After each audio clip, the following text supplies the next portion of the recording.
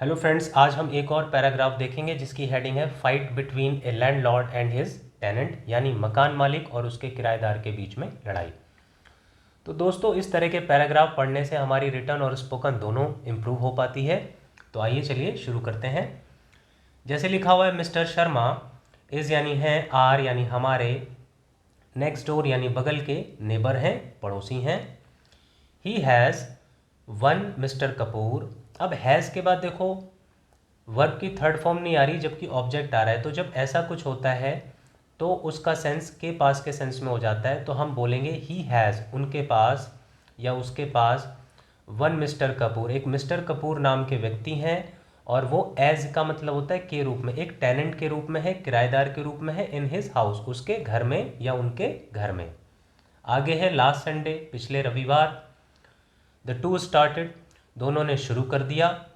Second form लगी हुई है स्टार्ट की, दोनों ने शुरू कर दिया। क्वेरलिंग यानी झगड़ा करना, विद ईच अदर, एक दूसरे के साथ, विद यानी के साथ, ईच अदर दूसरे, एक दूसरे के साथ। मिस्टर शर्मा आस्क फॉर, अब आस्क देखो ईडी लगा हुआ है और आस्क फॉर का मतलब होता है मांगना, ठीक है। तो मिस्टर शर्मा ने मांगा, रेंट मांगा, किराया मांगा, बट लेकिन मिस्टर कपूर वॉज रिफ्यूजिंग। अब देखो वॉज के बाद आईएनजी लगा हुआ है, ये पास्ट कॉन्टिन्यूस टेंस है, रहा था, रहे थे, रही थी, जिसकी पहचान होती है। बट लेकिन मिस्टर कपूर वॉज रिफ्यूजिंग, वो मना कर रहे थे। टू पे यानी पे करने के लिए, चुकाने के लिए, देने के लिए। एनी रेंट, कोई भी किराया। अनटिल का मतलब होता है जब तक, ही गॉट, जब तक उनको नहीं मिलेगा। प्रॉपर फैसिलिटीज़ यानी प्रॉपर उनको जब तक सुविधाएं नहीं मिलती, उनको नहीं प्राप्त होती हैं, तब तक वो किराया नहीं देने को राजी हो रहे थे। तो आगे है ही डिमांडेड, सेकंड फॉर्म है, उन्होंने डिमांड किया, सेकंड फॉर्म लगी हुई है, पास्ट इंडेफिनिट टेंस है।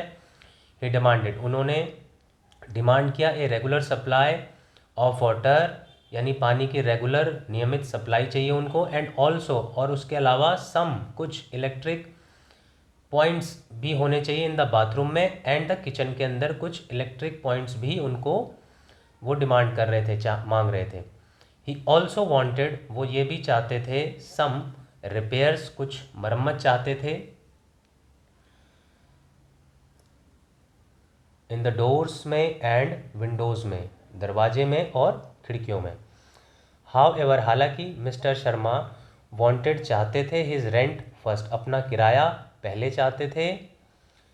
There was a terrible exchange, अब वहाँ पे भयानक आदान प्रदान हो गए, एक्सचेंज हो गए, ऑफ हॉट वर्ड्स, गर्मा गर्मी वाले शब्द जो है उनके आदान प्रदान होने लग गए। एंड देन, और फिर, दे केम टू ब्लो, और फिर वो एक दूसरे पे प्रहार करने लगे, एक दूसरे को हिट करने पे आ गए। व्हेन, जब, the neighbours failed, second form लगी है, पास्ट इंडेफिनिट टेंस है।